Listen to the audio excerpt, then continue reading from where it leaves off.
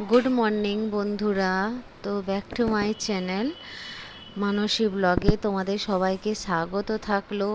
আমি জানি না নতুন ব্লগ করছি, কতটা কি বলতে পারছি, কিভাবে বলছি জানি না, এতটা কিছু বলতেও। নতুন ব্লগ যেহেতু করছি, তো যদি কোনো ভুল হয়ে থাকে প্লিজ ক্ষমা করে দিও।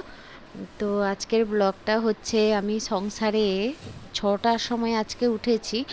উঠে কিভাবে কাজবাজ শেষ করলাম আজ তোমাদের সাথে শেয়ার করব। সকাল সকাল কাজ শেষ না করলে যেভাবে গরম পড়েছে, যত বেলা হয় তত আরও যেন বেশি গরম। তো এই জন্য সকাল সকাল কাজগুলো এই জন্য শেষ করে ফেলি। তো শেষ করার পরে সংসারে তো অনেক কাজকর্ম থাকে বন্ধুরা। তো এটা তো আমাদের রেগুলার ডিউটি।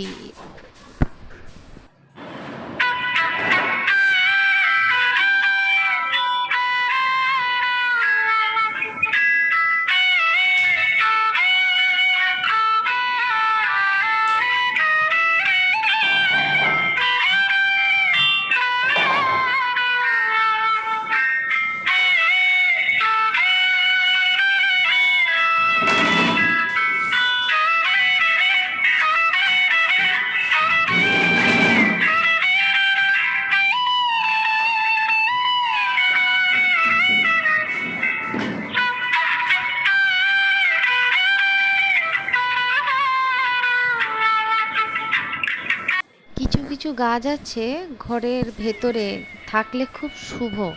তো আমার খুব পছন্দের গাছ এই দেখছো মানি প্ল্যান্টের গাছ। তো এই গাছটাকে আমি খুবই ভালোবাসি।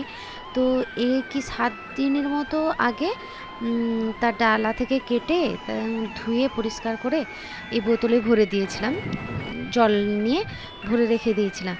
তো দেখো 7 দিনের ভেতরে কেমন চের বেরিয়ে পড়েছে তার। তোর প্রত্যেক দিন তার যে জলটা চেঞ্জ করি না, প্রত্যেক দিনে 1 সপ্তাহ অন্তর জল চেঞ্জ করে দিই। তো নতুন জল তাকে দিতে হয়, না হলে ওই গোড়া পচে যাবে। এই জন্য তাকে নতুন জল, আবার সে পুরনো জল ফেলে দিয়ে নতুন জল ভরে দিলাম। ভরে একটা গ্লাসে ভরে দিলাম, নিয়ে রেখে দিব।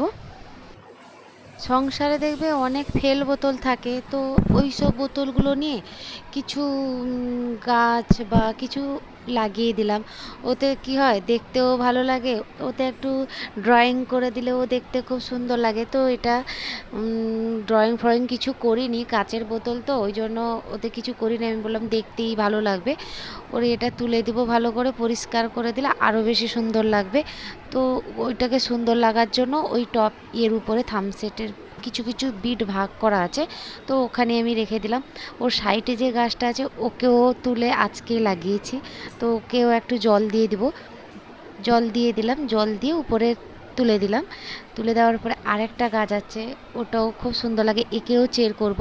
তো ডালা থেকে ভেঙে এনে একটা গ্লাসে জল নিয়ে নিলাম, জল নিয়ে ওটা রেখে দিব, ওর ভেতরেই ভরে দিব।